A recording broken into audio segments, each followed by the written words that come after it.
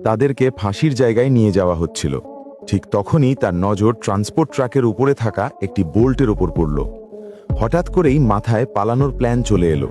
সে pocket থেকে একটি coin বের করল, সেটিকে স্ক্রুয়ের স্লটে মানে ফাঁকা জায়গায় ফাঁসালো এবং ধীরে ধীরে ঘোরাতে শুরু করলো। তার সাথী তৎক্ষণাৎ বিষয়টি বুঝে গেল এবং সামনে ড্রাইভ করতে থাকা গার্ডের ওপর নজর রাখল। যেমনই গার্ড পেছনে ফিরে তাকালো, দুজনেই ঝটপট নিচে শুয়ে পড়ল এবং বিপদ না কাটা পর্যন্ত ওভাবেই থাকল।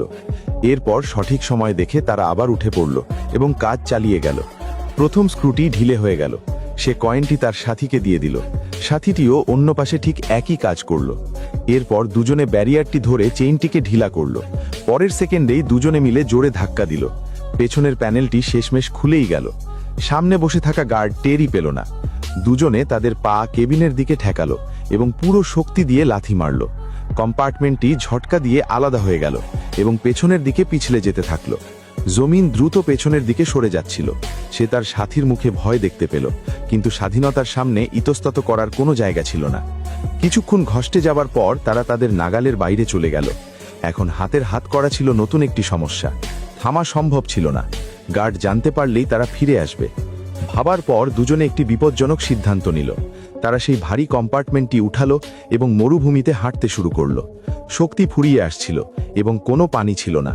যখনই সীমা ছাড়িয়ে যাচ্ছিল, তারা ওপর থেকে নিচে গড়িয়ে পড়ল। গতি বাড়তে থাকলো এবং কম্পার্টমেন্টটি বাতাসে উল্টে গিয়ে নিচে পড়ল।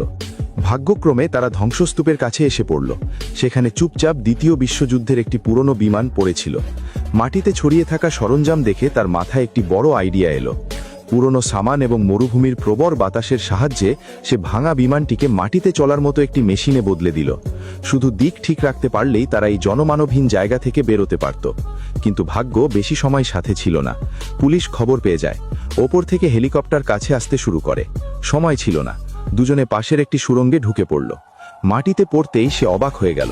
এই জায়গাটি ছিল দ্বিতীয় বিশ্বযুদ্ধের একটি পুরনো অস্ত্রের গুদাম।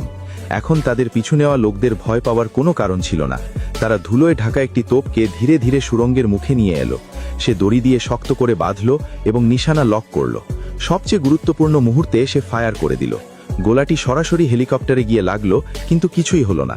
পাইলটের মুখে আত্মবিশ্বাসে ভরা হাসি ছিল এবং ঠিক তার পরের মুহূর্তেই